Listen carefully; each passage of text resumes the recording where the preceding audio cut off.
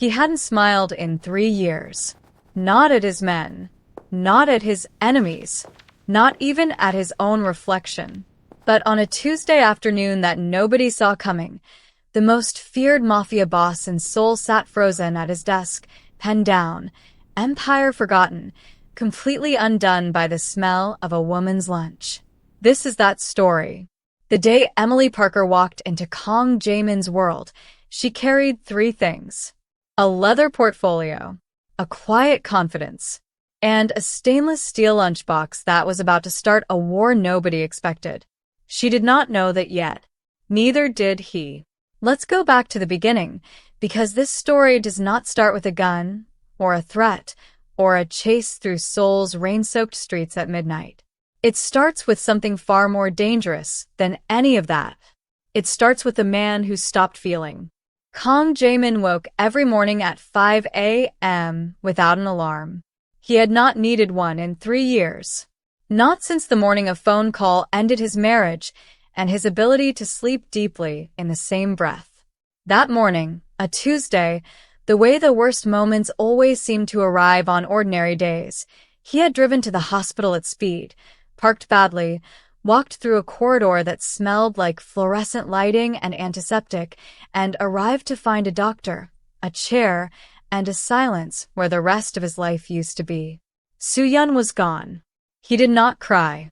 Not because he felt nothing.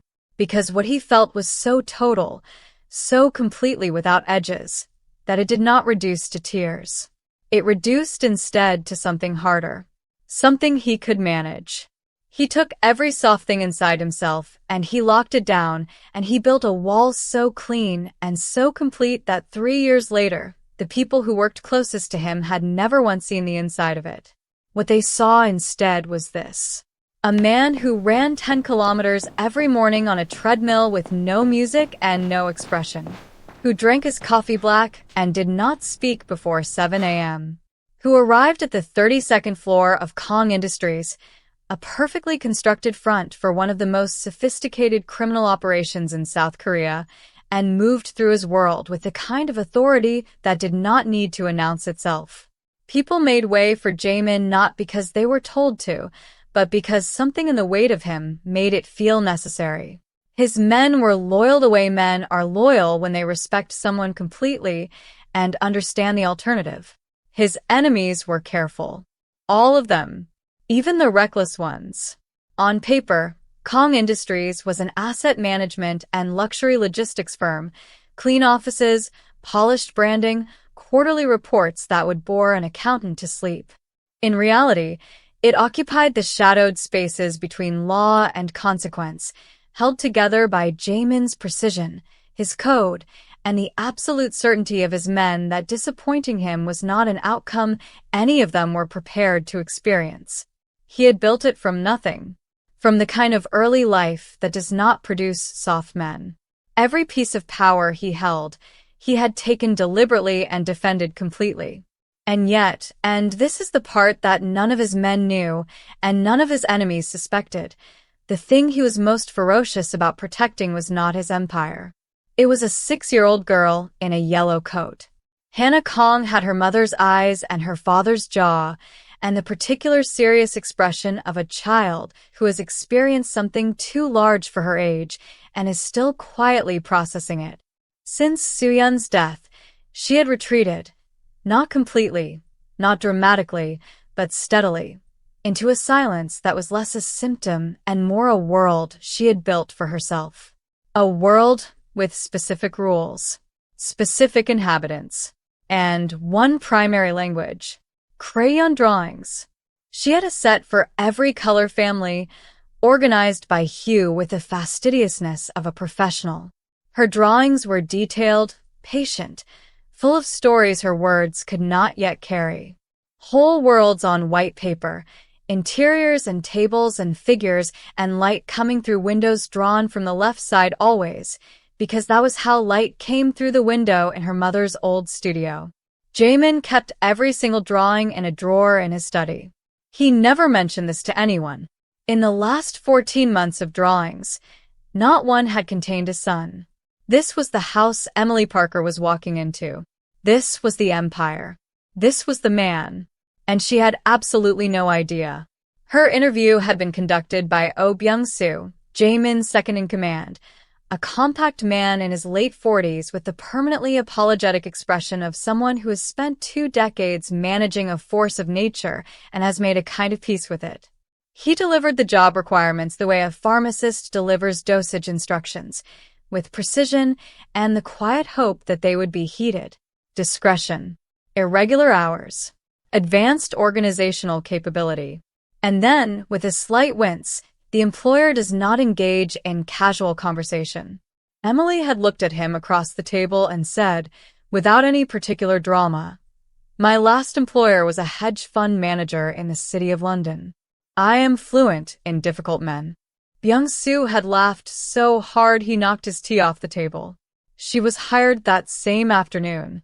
Her first 3 weeks were a study in precision that Jae-min would have admired in anyone and found particularly inconvenient in her, for reasons he was not yet prepared to examine. She arrived before him every morning. His schedule was prepared before he asked. His documents were organized with color tab deficiency that registered with him the way exceptional work always registers with someone who demands it, as a fact that quietly recalibrates the standard. She learned his silences in the first week. There were several distinct varieties. The silence that meant proceed. The silence that meant stop immediately. The silence that meant I heard you, and am deciding what to do with it. She cataloged them with the patience of a scientist studying weather, not to soften them, but to navigate them accurately. She was not intimidated by Kang Jae-Min. She was, if she was being honest with herself during her commute home, deeply curious about him in the way that complex, sealed things invite curiosity. But she kept that to herself. She was a professional. She also brought her lunch, every day, without ceremony, in a stainless steel lunchbox with 4 compartments, packed each morning with food she genuinely loved making. Jollof rice with fried plantain. Braised beef short ribs with sesame and ginger. Spiced noodles with caramelized garlic. Egg custard that she ate sweet. Food that had absolutely no business existing in this gray, temperature-controlled, emotionally refrigerated building, and arrived anyway, warm and fragrant and entirely unbothered, every day at noon. The floor noticed. Nobody said anything. Nobody said anything about anything in this building unless Jae-min said it first. This was the culture. And then came the Tuesday. It was ordinary in every way except the one that mattered. Jae-min was at his desk. Surveillance footage on one screen, a contract amendment on the other. His pen moved at the steady pace of a man who processes information the way other people breathe, constantly, efficiently, without visible effort. His office door was open 3 centimeters. In this building, 3 centimeters meant I am present but unreachable unless the alternative is catastrophe. His men read it the way sailors read weather, with experience, without needing instruction. And from 3 centimeters away, without warning, without announcement, the scent arrived. Spicy braised noodles, caramelized garlic, sesame oil, and underneath all of that, something that lived below the level of description, something warm and layered and deeply, devastatingly familiar. Something that smelled, in a wordless place beneath logic and discipline and 3 years of carefully constructed armor, like being taken care of, like a kitchen where someone was glad you were coming home. Jae-min's pen stopped. Not placed down, not set aside deliberately. It simply stopped, mid-sentence, in the air above the document. 3 full seconds. 3 seconds where the footage played unseen and the contract went unsigned and the most feared man in South Korea sat completely, absolutely still, held by something he had locked away so thoroughly that its return felt less like a feeling and more like a structural event. Then he recovered, because he was Kang Jae-Min, and recovery was what he did. He picked up the pen, completed the sentence, finished the surveillance review, sent 4 emails, and signed 3 documents with the focused efficiency of a man who is completely, entirely, absolutely fine. Then he pressed the intercom. "Miss Parker." Her voice came back warm and entirely unhurried, as though she had been expecting him. "Yes, sir?" A pause. Long enough that she actually checked the connection. "The ventilation on this floor is insufficient. Have it looked at." Silence on her side. Then, smooth as water. "Of course, sir. I'll schedule it immediately." She scheduled the ventilation review within the hour, because she was exactly as good at her job as advertised. She also, without any ceremony whatsoever, left a small container of food outside his office door with a sticky note. It read, in case the smell was too distracting. No judgment. Jae-Min stared at that container for 4 full minutes. Then he opened it. He ate every single bite. He returned the container to her desk before she arrived the next morning. Washed, dried, no note, no acknowledgement, no evidence that it had ever happened except that it very clearly had. Emily picked it up, turned it over in her hands, and smiled the private smile of a woman keeping a score that nobody else could see. But here is what she did not know. She did not know that after his men cleared out that evening and the floor went quiet and the building settled into its nighttime stillness, Jae-Min sat at his desk in the dark for a while. He did not review documents. He did not make calls. He sat, and he felt, carefully, cautiously, the way you test ice before trusting it with your weight, the edges of something he had not allowed himself near in 3 years. Something warm. Something that had arrived not through a grand gesture or a dramatic moment, but through a small container of food left outside a door with a sticky note that said no judgment. He did not name it. He was not ready to name it. But he did not lock it away. And for Kang Jae-Min, who had spent 3 years sealing everything, armoring everything, converting every feeling into function, not locking it away was the most significant thing he had done since he buried his wife. He just did not know it yet. Outside, Seoul glittered 32 floors below, cold and bright and enormous. Inside that office, in the dark, something had shifted that could not be unshifted. And across the city, in an apartment kitchen that smelled like sesame and spice, Emily Parker packed tomorrow's lunch, turned off her light, and had absolutely no idea she had cracked the fortress open. But she was about to find out. Because what was coming next, what was going to walk through the doors of the 32nd floor 8 days later, in a yellow coat, carrying a folded piece of paper, was going to finish what the lunchbox started. Hannah Kong was not supposed to be on the 32nd floor. There were protocols. 2 security checkpoints. A badge scanner. A lobby attendant who outweighed her by roughly 80 kilograms. All of which she had apparently navigated on a Thursday morning with the focused calm of someone on a mission that simply superseded procedural inconvenience. She appeared in the doorway of the reception area at 11:47 a.m., standing perfectly still in her yellow coat, holding a folded piece of paper, conducting a very serious evaluation of the woman with warm brown skin at the desk across the room. Emily was on a phone call. She ended it. She looked up. She found this child looking at her with the particular focused intensity of a very small person making a very large decision. The entire floor held its breath. Byung-soo took a step toward Hannah, then stopped, because something about the quality of this moment told him with absolute clarity that any intervention on his part would be exactly the wrong move. Emily did not call for anyone. She did not speak in the loud, bright, slightly panicked voice that adults sometimes deploy around children they don't quite know how to reach. She tilted her head. She smiled, genuine and easy, the kind that costs nothing and somehow gives everything. And she said, "I like your coat." Hannah looked down at her coat, looked back up. Then she walked directly to Emily's desk, placed the folded paper in front of her, and waited. Emily unfolded it. It was a crayon drawing. careful and detailed, the kind that takes a serious child a serious amount of time, the kind where you can see the investment in each line. Two figures sat at a table, one small, black-haired, yellow coat, one taller, with warm brown skin, a lunchbox open between them, and a smile that took up nearly half the figure's face. Around them, details rendered with patience, the shape of a window, a jar in the corner, light coming in from the left. Emily's throat did something she had not prepared for. She looked up at Hannah. "Is this us?"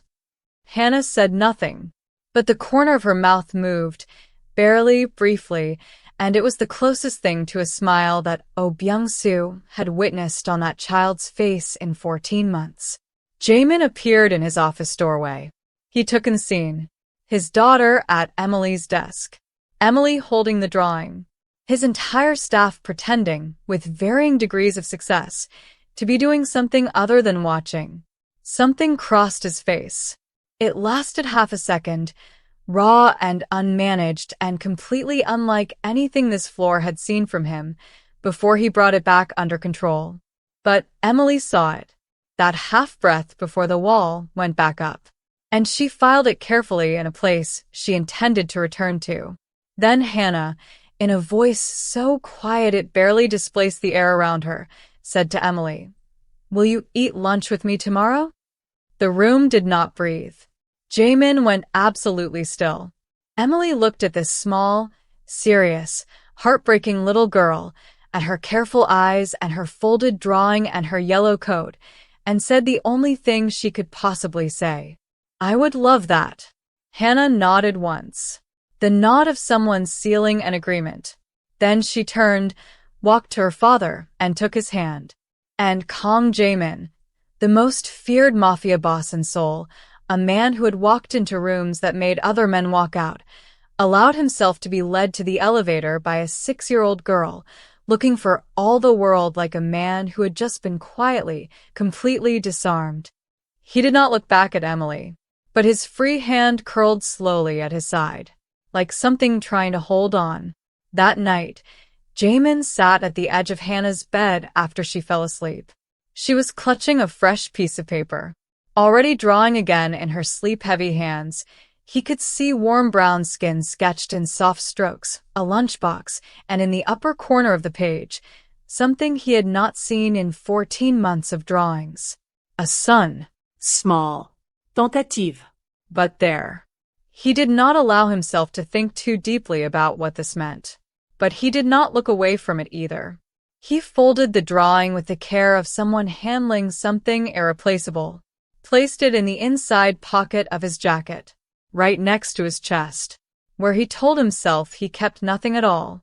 The lunches became a Thursday institution with the quiet inevitability of things that were always going to happen. Hannah arrived at 12:15 p.m., not a minute before, not a minute after, escorted by a driver with strict instructions who stood outside the elevator with the low-profile vigilance of a man who understood his role completely. She carried her canvas bag and her crayon set and sat across from Emily at the small side table by the window, a table Emily had, without announcement, cleared of documents and set with a folded paper towel for a placemat, as though this had always been its purpose. Emily opened her lunchbox in sections. Rice in one compartment, braised beef short ribs in another, sweet egg custard in the third, and in the smallest compartment, strawberries cut and arranged in the careful shape of a flower. Hannah stared at the strawberry flower. Then she reached into her canvas bag and produced a drawing she had made before arriving. At the center of the drawing, a table with food, and in the corner of the food arrangement, a strawberry flower. Approximately, she had drawn the menu. Before she knew what was being served, Emily set down her chopsticks. She looked at the drawing. She looked at Hannah. She very carefully did not cry. "You drew the menu," she said. Hannah looked at her with a patient expression of someone explaining something self-evident. Then she picked up her own chopsticks, with better technique than most adults Emily had encountered, and began to eat. And so it went. Every Thursday, 12:15 p.m. They 8. They communicated through drawings slid across the table, through Emily's low-volume running commentary on the food. This short rib has no business being this good. I owe a personal apology to every short rib I have ever disrespected, and through the particular comfortable quiet that only exists between two people who feel no pressure to fill silence with noise. It was at the fourth Thursday lunch that Hannah slid a drawing across the table that made Emily set everything down. 3 figures this time. The small yellow-coated one, the tall brown-skinned one, and a third, dark-haired, sharp-suited, tall, standing slightly apart from the other two. Not outside the frame, just apart. The way someone stands when they want to step forward and have not yet figured out how. Emily studied it for a long moment. Is that your dad? Hannah nodded. Does he know you drew him here? Hannah shook her head. Would you want him to join lunch someday? The longest pause. Then, quietly, with the certainty of someone who has thought about this carefully. He doesn't know how. Emily looked at this child, at her serious eyes and her strawberry flower and the jawline that was unmistakably her father's in miniature, and said gently, maybe we could teach him. Hannah considered this with appropriate gravity. Then she took her crayon and drew a small fourth figure in the corner of the page. Barely sketched, just suggested. A shape that could become something. Emily looked at it. Who's that? Hannah tapped the figure. Said, with complete calm, that's for later. Emily had no idea what that meant. She would remember it for the rest of her life. What neither of them knew, what the driver outside the elevator genuinely did not notice, was that Jaemin had walked to the frosted glass panel beside the break room 3 separate times during that Thursday lunch. He had not looked through it. He had stood beside it, arms folded, jaw set, and listened. Hannah's voice. More words in 45 minutes than she had produced at home in a full week. Her cadence, careful, considered her mother's rhythm. And then, without warning, from behind the frosted glass on the 32nd floor of a criminal empire, a laugh. Small. Surprised. Completely, unmistakably real. A sound he had not heard from his daughter in 14 months. He stood there and did not move and did not name the thing that was happening inside his chest because naming it would make it real and making it real would make it something he could lose, and he had already lost too much to go through that again. He went back to his desk. He opened his laptop. He stared at the screen. He closed the laptop. That evening at dinner, Hannah showed him the drawing, the 3 figures, him standing slightly apart, present but not yet inside. He looked at it for a long time without speaking. Then, what did you eat today? It was the most personal question he had asked anyone in months. Hannah listed every item with the precision of a food critic delivering a review. When she reached the strawberry flower, she said, she arranged them to look like my drawings. Jaemin was quiet. Did you tell her you liked it? I drew her a picture. That is not the same as telling her. Hannah looked at him with the expression children reserve for adults who are being hypocrites. It was Soo-yeon's expression exactly, patient, clear-eyed, entirely without mercy. He recognized it, looked down at his food. I'll think about it. The following morning, Emily arrived at her desk and found a sticky note on her keyboard. Jaemin's handwriting, precise, unhurried, the short ribs from last week. If you are making them again, I will require the recipe. Do not make this a conversation. Emily stared at the note for a full 10 seconds. Then she smiled, so wide she had to press both hands over her mouth. She wrote out the complete recipe in her neatest handwriting, sealed it in an envelope, and left it outside his door with her own sticky note attached. The trick is in the slow braise. Also, it tastes better when you eat it with someone. Not making this a conversation either. He did not respond. But the next morning there was a small jar of premium small batch Korean honey on her desk. No note. No explanation. Just honey, placed with the careful precision of a man who does not do things accidentally. Byung-soo, watching from across the floor, covered his mouth with both hands. He had worked for Kong Jae-Min for 20 years. He had watched that man negotiate with violent people in dangerous rooms and never once betray anything he did not choose to betray. He had never once covered his mouth to hide a smile. He had now done it 14 times in 4 weeks. He had a feeling, a deep, certain, slightly terrifying feeling, that they were nowhere near done yet. There is a specific moment in every person's employment at Kang Industries when the truth of where they work becomes undeniable. For some it arrives through overheard conversation. For others through a document they were not supposed to see. For others still through the specific quality of a visitor who arrives without an appointment and leaves without a trace.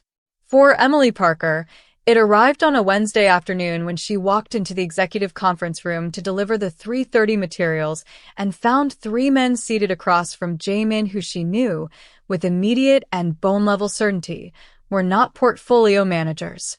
Portfolio managers did not carry themselves like people who had resolved problems in ways that would violate several international agreements. They did not have that particular stillness. The stillness of men who were completely comfortable being the most dangerous thing in any given room.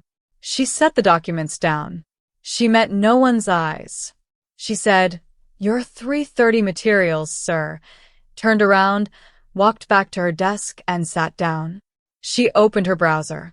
Typed, Kong Jamon Seoul. The results arrived with enthusiasm and specificity. She closed the browser. Sat for 30 seconds. Then she opened her lunchbox, took out the remaining portion of her jollof rice, and ate it with the measured calm of a woman making a decision in real time and choosing, with full awareness, which side of it she was on. Byung-soo materialized at her desk with the expression of a man steeling himself to process a resignation. He opened his mouth. Emily said, without looking up from her rice, "Does he know I know?" Byung-soo stopped. "Is there a whole elaborate procedure where everyone pretends I still believe this is a logistics firm? Because I would like to skip that part. It sounds genuinely exhausting." A long pause. Byung-soo sat down in the chair across from her. He placed his hands on his knees. And then he said, slowly, and with the sincerity of someone who means it completely, "You are the most unusual person I have encountered in 20 years of working for that man." Emily finally looked up. "I will take that." When Jae-Min emerged from the conference room 2 hours later and paused at her desk, as he had been doing, without either of them naming it, for 3 weeks, he looked at her for a moment. "I have been made aware that you conducted a search today." "I did. And I completed the quarterly report, rescheduled your Thursday morning call to 4:30, confirmed Hannah's lunch, and ordered a replacement filter for the break room coffee machine because whoever selected the current one appears to have strong feelings against this building."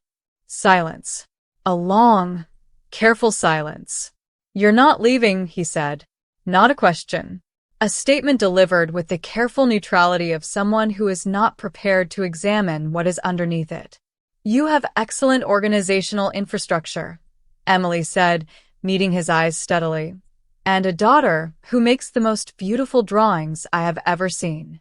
"I'm not leaving." Something moved behind his eyes. Something real and quickly managed. "Your salary will be adjusted." It was already very generous. It will be more generous. He walked into his office. The door closed. Emily waited until she was certain he could not see her. Then she did a celebration at her desk that involved her shoulders, both fists, and zero dignity whatsoever. Byung-soo, watching from across the floor, pressed his entire hand over his face. The Sunday invitation arrived in the form of a crayon drawing, delivered by Byung-soo with the solemn gravity of an official state communication. In it, Emily stood in a kitchen wearing an apron, surrounded by what appeared to be an ambitious combination of Korean and West African ingredients, a small yellow-coated figure beaming at her side. The kitchen window showed a garden. The stove had steam coming from it drawn in careful spirals. Emily looked at Byung-soo. Did Jae-Min approve this? Byung-soo cleared his throat with the eloquence of a man communicating several things at once, while technically saying nothing. That is not a yes. It is sincerely not a no. Emily looked at the drawing one more time, at the three figures suggested in the background, at the steam spirals and the garden window, and the absolute certainty of a 6-year-old who had already decided how this was going to go. Tell her I'll be there at 11. Sunday arrived gray and soft, the kind of Seoul morning that smells like rain before it falls. The calm residence was not the fortress her now well-informed imagination had assembled. It was a beautiful traditional Hanok home, walled from the street, garden visible through the gate, the kind of house that had been lived in with care.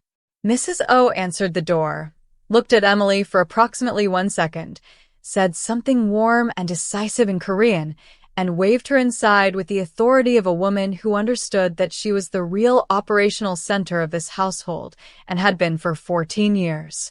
Hannah was already in the kitchen, apron on, crayon drawing taped to the wall beside the stove as the day's reference menu, canvas bag on the hook by the door. Ready.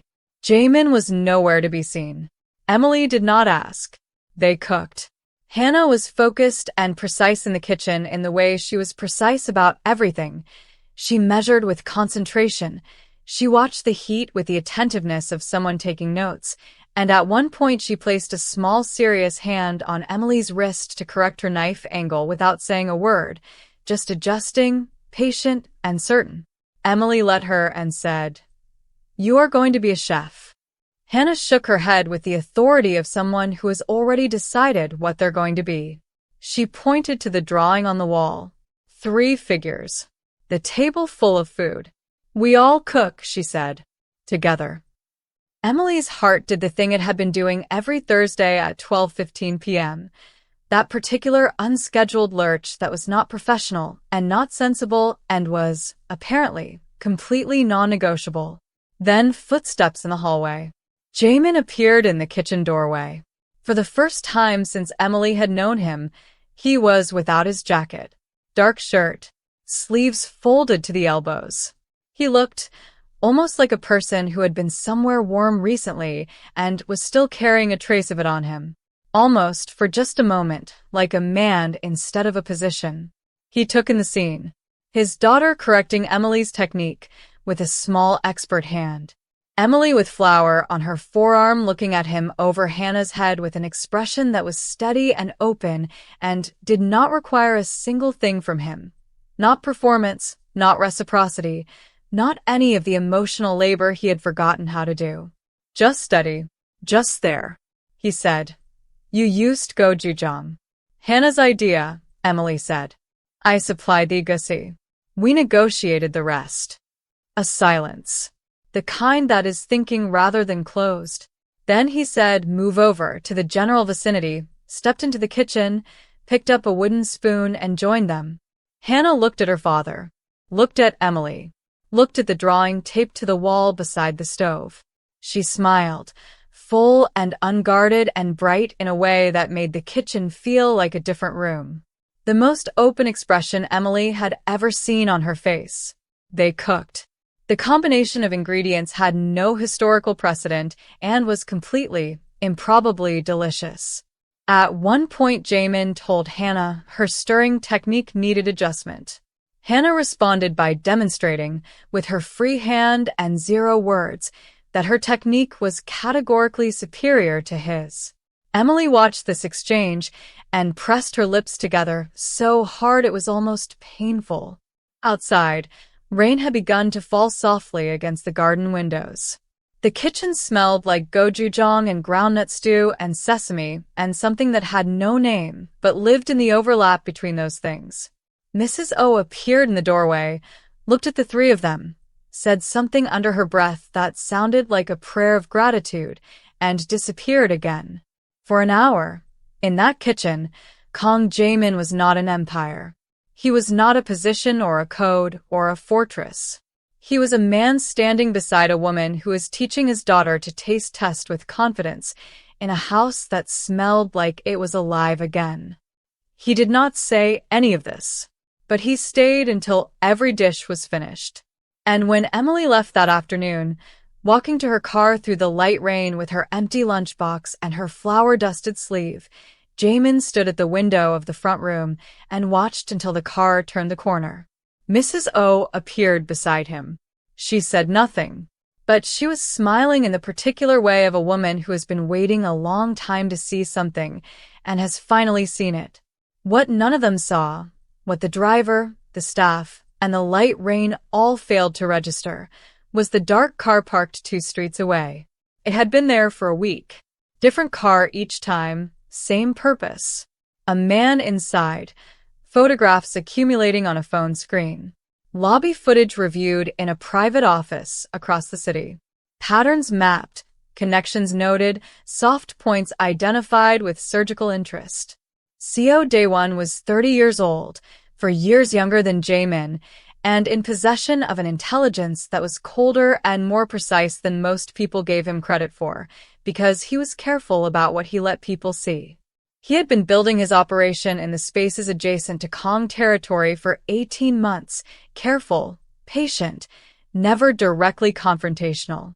Supply disruptions arranged from a distance. Contacts quietly turned. Negotiations collapsed at the final hour through channels untraceable back to him. He was not trying to take Jae-min in a direct fight. He was smarter than that. He was looking for the fault line. Every structure has one. Every man, regardless of how he is built, has something that, if removed, collapses the rest. For 6 months of watching, Seo Daewon had not found it. And then, in lobby footage from the 32nd floor, he watched Emily Parker carry a lunchbox through a door and watched the entire security detail, usually a wall of stone, physically and unmistakably soften. He watched it again. He watched the Thursday footage. The small girl in the yellow coat. The way Kang Jae-min's face did something in the doorway of the reception area that Daewon had never once seen it do in all the footage he had reviewed. He watched it 3 more times. Then he made a call. Find out everything about the secretary, he said. Where she lives. Her routine. Whether she has connections in Seoul. He paused. And whether she understands what she has walked into. He set the phone down. Looked at the photograph on his screen. Emily Parker, lunchbox in hand, walking through a lobby, completely unaware. He almost felt something about it. Almost.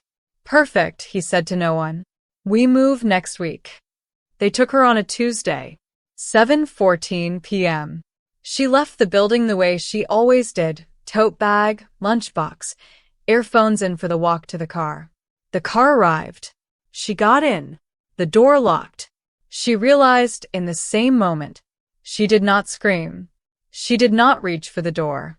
She sat straight, placed her hands in her lap, breathed evenly through the shock of it, because panic was a cost she could not afford right now and her body knew it, and said to the man seated beside her, in a voice that was quieter and steadier than she felt, "Tell your boss he has made a very serious miscalculation."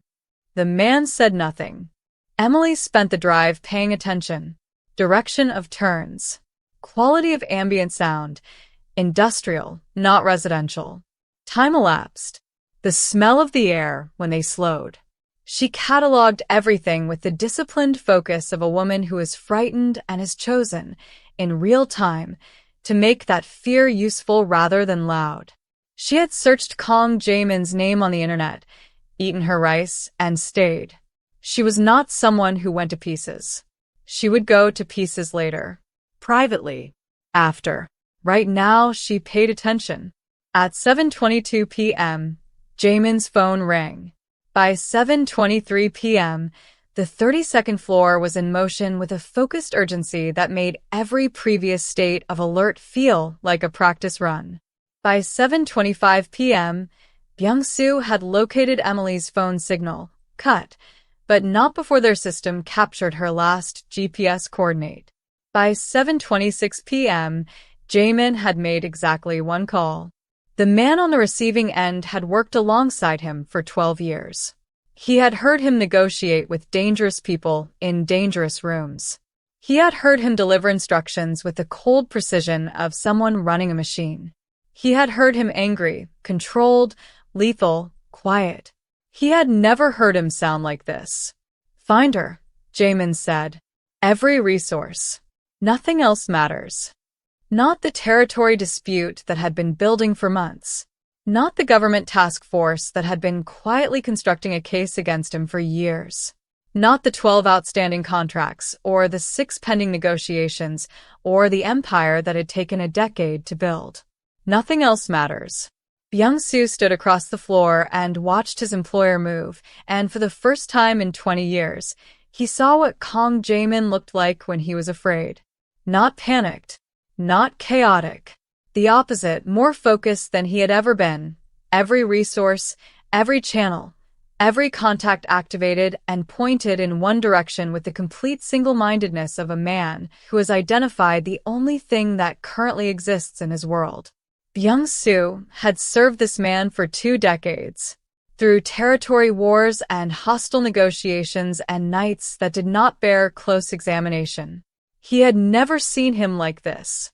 He hoped, with a sincerity that surprised him, that he never would again. They found her in 4 hours. A warehouse on the eastern edge of the city. Seo Daewon's territory, which made this an act of war with no ambiguity, which meant Jae-Min had been handed, in the act of taking Emily, every justification he would ever need to respond with absolute and final force. He did not wait for his team to form up. He went first. First to the car.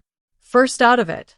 First through the warehouse door, moving with a speed and precision that had nothing to do with operational protocol and everything to do with a man who has reduced his entire world to one room and one person inside it. The warehouse was large, dimly lit, smelling like industrial cold and concrete. Emily was at the center of it, seated in a chair, wrists loosely bound, unharmed. Seo Daewon was calculated about everything, including this. Harming her would have crossed a threshold from which there was no negotiation, and he knew it. She had been watching the door. When it opened and Jae-Min walked through, she did not collapse. She did not cry. What happened to her face was more precise than that, and more significant. It was the expression of a person who has been holding themselves together entirely by the force of their own will for hours, without showing a single crack, and who has now located the one presence in whose vicinity they do not have to. He crossed the room. He stopped in front of her.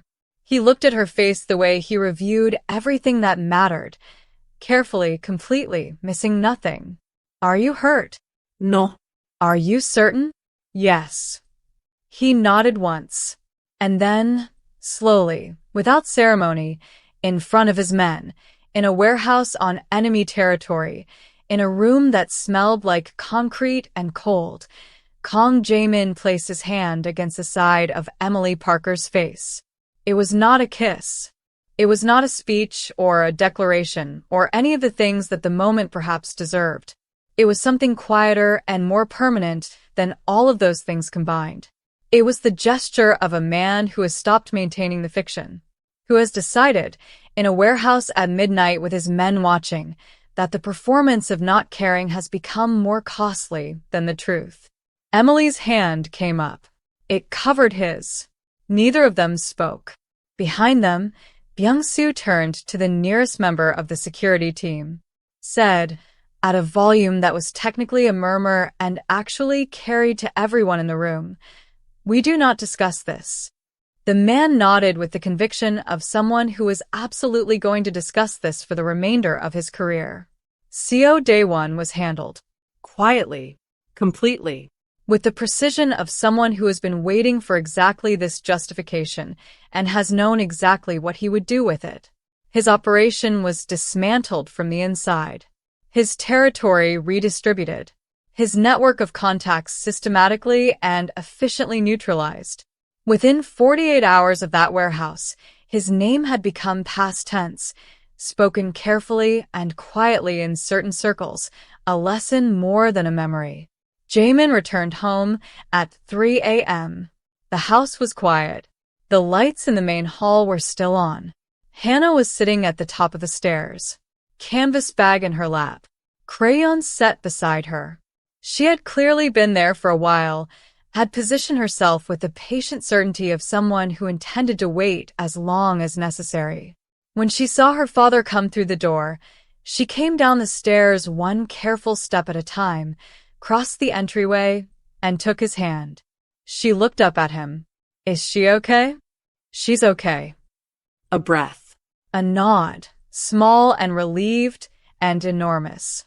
Then Hannah reached into her canvas bag and produced a drawing. Edges slightly crumpled.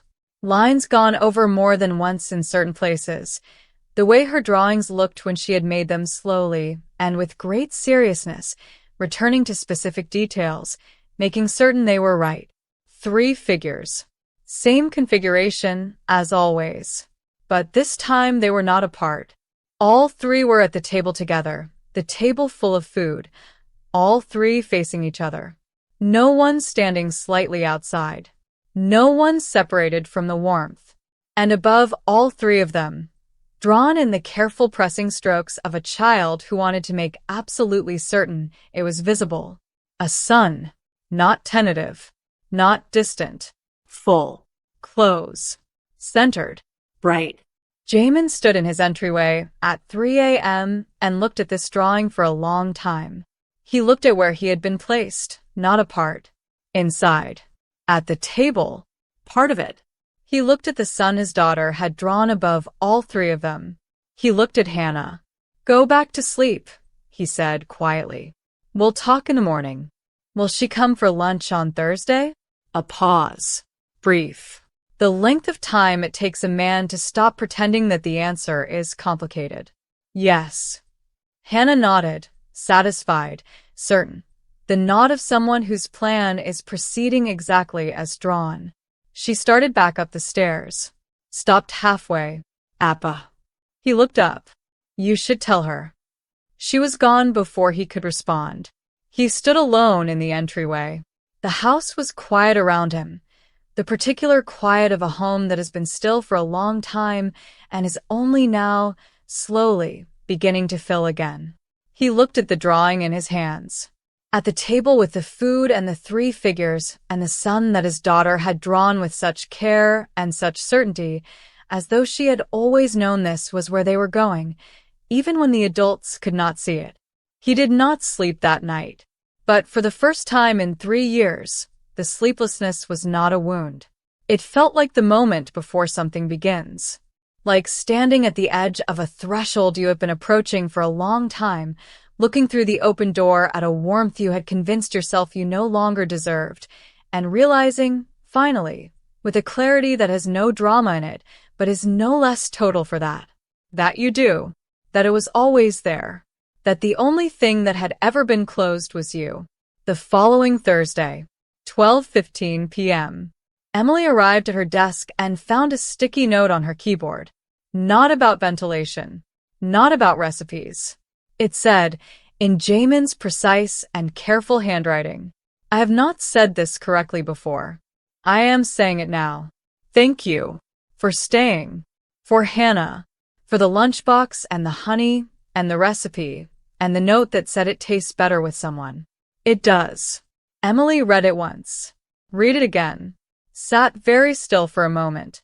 Then she wrote back, on her own sticky note, in her own handwriting, round, warm, unhurried. You left the door 3 centimeters open. That was enough. She placed it on his desk. At 12:15 p.m., when Hannah arrived in her yellow coat with her canvas bag, Jaemin was already at the small side table by the window. Waiting. Emily set down her lunchbox. She opened it.